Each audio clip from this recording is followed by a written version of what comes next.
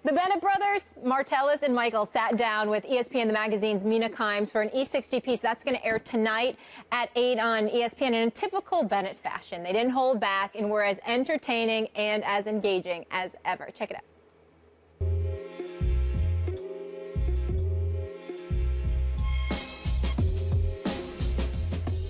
Witten didn't talk to me when I was in Dallas. He didn't help me. Very rarely did we talk. I hated him. I hated Witten. I don't think Roger Goodell doing a good job. He can find me, say what you want him to say, but doesn't do anything to put his body in any harm. But yet, he gets to make every decision. Congratulations, NFLPA. Some people that you want to be a leader is not the guy that's the leader. And everyone in the locker room knows that this is not the leader, but this is what you want the face of the team to look like. Hell yeah, college players should get paid. NCAA gets paid, Rose Bowl gets paid, everybody gets paid but the people that's making a product. In some countries, they call that slavery. We just had a bunch of on the roster. That's why we didn't win games. And coaches like the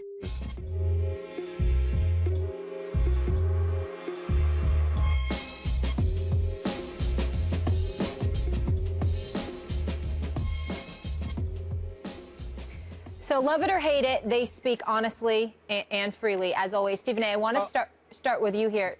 Yeah, do you like the comments? But first things first. My birthday's Friday. Damn it, I'm here thinking it's Thursday, so I apologize to everybody for missing. Don't worry, we know about your birthday. You just be in studio, okay? But I will be there. Okay, I will be there. we know. Absolutely. We're prepared. Kevin Hart is coming in studio on my birthday. How the hell am I going to miss that? But I will say this, getting back to the Bennett brothers,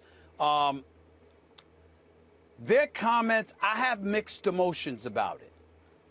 The things that they say are not necessarily false. Particularly with Martellus, I definitely respect his openness. Him talking about Jason Witten and how Jason Witten wasn't helpful. Him calling a bunch of his teammates the B word. Because, well, I have to admit, on occasion, particularly with Jay Cutler being quarterback for them, I'm not going to call them that, but they didn't look good. Let's just leave it at that for PC purposes on a Walt Disney platform. They didn't look good, all right? With that being said, I am sort of getting to the point where I'm seeing the Bennett brothers, particularly Michael, just talking a little bit too much and asking myself, what's the gain here? Where's this going to get you? At some point in time, particularly with Michael Bennett, who was whining about not getting the money he thought he deserved, they're going to ask whether or not you're worth, is your mouth worth the money that you covet? Your game is not just the only thing that's taken into consideration. And by the way, that's just not about him. That's about me. That's about other people. I'm quite sure this company from time to time asks themselves, am I worth the headache that I could be? My answer is an emphatic yes. But nevertheless, it is a question that obviously gets asked from time to time throughout my career because I'm going to speak my mind. But look at the platform and the medium that I'm in. If I were a professional athlete whose game had to speak for him, as opposed to me, where talking is my profession, that would be entirely different. I just think that Michael Bennett is getting in his own way. I think some of the things that he's done are counterproductive.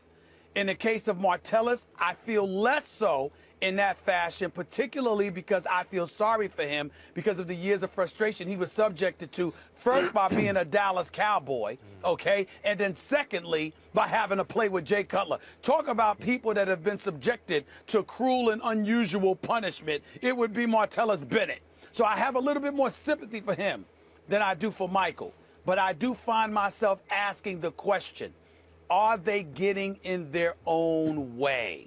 And I think we all need to ask ourselves those questions from time to time in our lives and in our careers. And I think Michael and Martellus, more so Michael than Martellus, is getting to that point right now. I like these guys because they say what's on their mind, usually, especially Michael. But this time, Michael, as you said, Stephen A., he's saying stuff that's not necessarily untrue, but he's not breaking new ground. Yeah, no kidding. College athletes are exploited. Yeah, a lot of people don't like Goodell, although the fact that he doesn't play football, how can the commissioner play football and then be commissioner of the league? He's not breaking new ground, but what he's saying to me is uncontroversial. Martellus here is the guy who made news because he used Witten's name. He said he hated Jason Witten. To me, that's news. One of the best tight ends in football at the moment is Martellus Bennett, and he's talking about one of the great tight ends I've seen, Jason Witten, who's considered this team player, but he's saying really wasn't helpful. He put his own, it sounds like he's saying Jason Witten put his own interests as a player ahead of the team, which is not Jason Witten's reputation, by the way. And then he used the word he used to describe the Chicago Bears, which is going to make its rounds, obviously, in the media and in NFL locker rooms, especially the Bears. That, to me, is actually newsworthy. He's actually saying new stuff here. And by the way, Martellus Bennett went from, he was on the Giants not that long ago, B-plus tight end, who wanted to get paid like an A-plus, I always thought, to a guy who on the Patriots sure looks like an A-plus so far. Yeah, Stephen A. says we all have to ask ourselves this question, whether or not they're getting in their own way. I think we all also know the answer. The answer is yes, Stephen A. They're getting in their own way.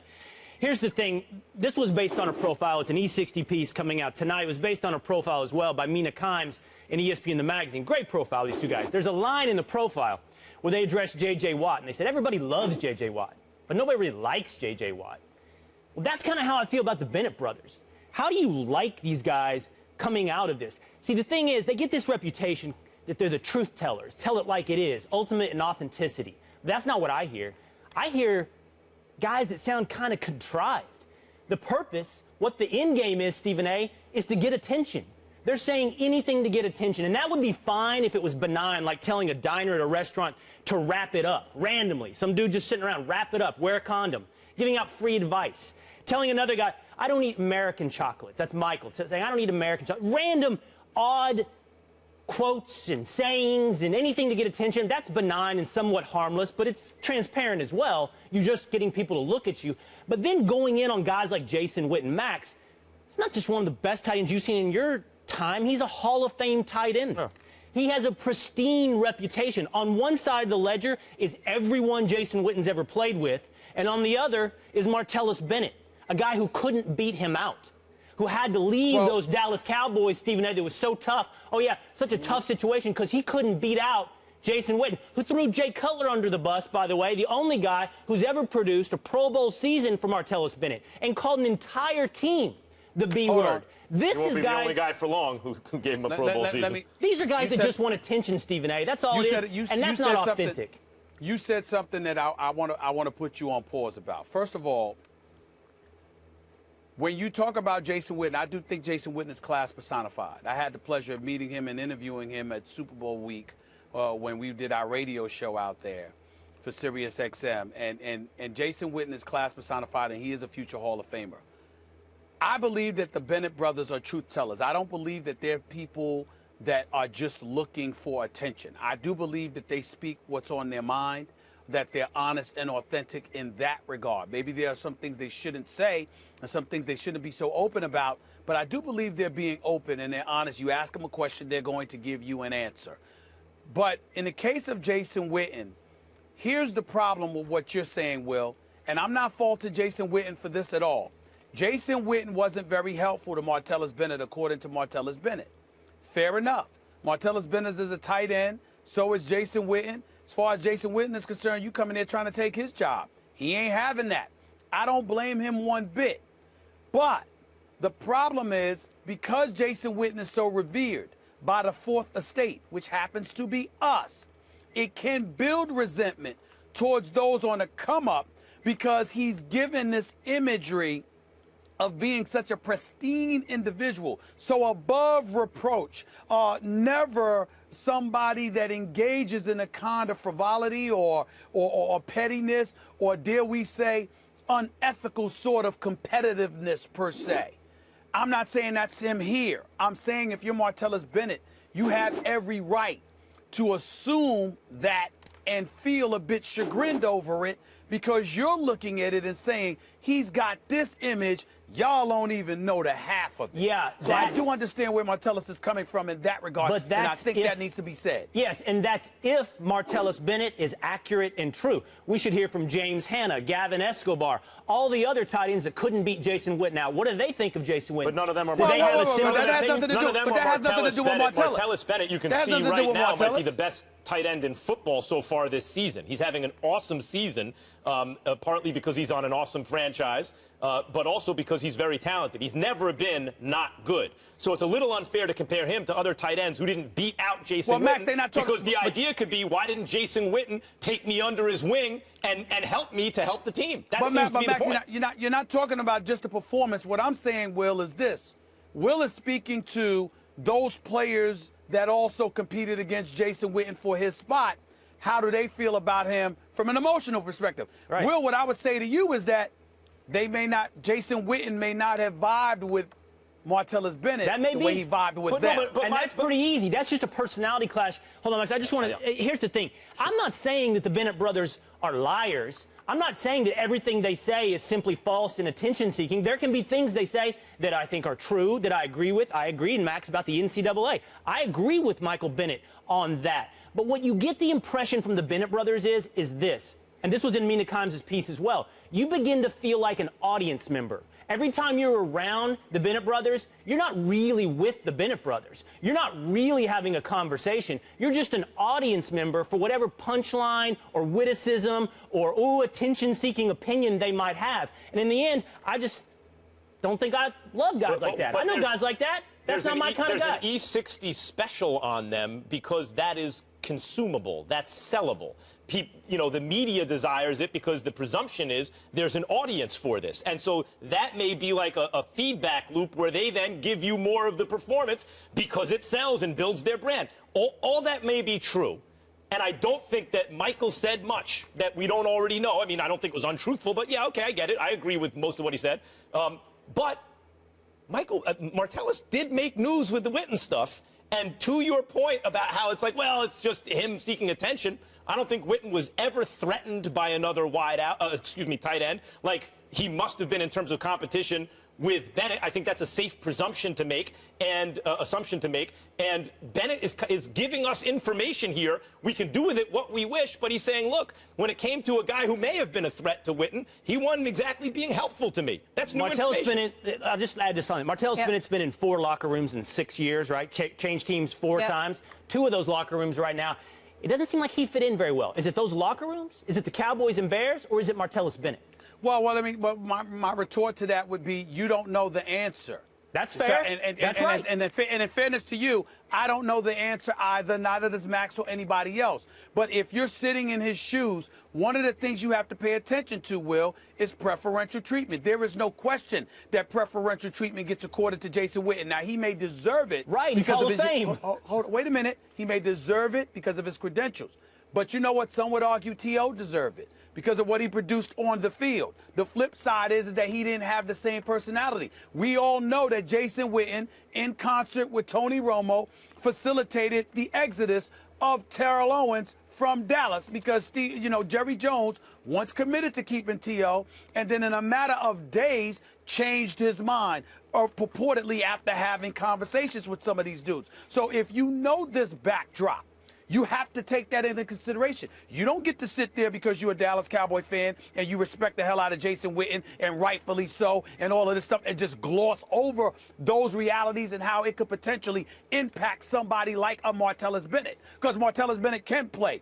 He is no scrub. He shows up to work. He comes to produce. And what he said was, he never said Jason Witten couldn't play. He never said Jason Witten wasn't a professional. He never said that Jason Witten wasn't a future Hall of Famer. He basically said Jason Witten treated me like crap. That's basically what he said. I'm sorry. I don't know if any of us is qualified to dismiss that. I think if I were in the league, I'd rather have my locker next to Jason Witten than Martellus Bennett, based upon everything we know. Well, except like take T.O. for an example. They run him out of town. He immediately goes to a Super Bowl, and he's the best player on the field in the Super Bowl. That's not Jason Witten or Tony Romo. So that's just fair, because, Max. And the point is that sometimes the media chooses its darlings. And I agree with you. Jason Witten, for very good reason, is a media. Like, everyone likes him because he's such a great player and he has a sterling reputation as a teammate. That's why this is news. Right. It's T.O. going to the Super Bowl and balling out, who's not the media darling, and now it's Martellus Bennett on the Patriots and balling out, who is not at least beloved by the media, even if we pay attention to him. Before we go to break, I just want to piggyback on what Stephen A. said earlier, because you were saying you don't see how people could see them as likable and they're not real. I've spent quite a bit of time around them. I was with them for the NFL draft in 2015 when I was with NFL Network, and I promise you, they are as real as they come, and it's authentic. It's just that they're not seeking attention. It's that they're speaking freely. They actually say something, unlike most players in the NFL. So, of course, they're going to garner attention.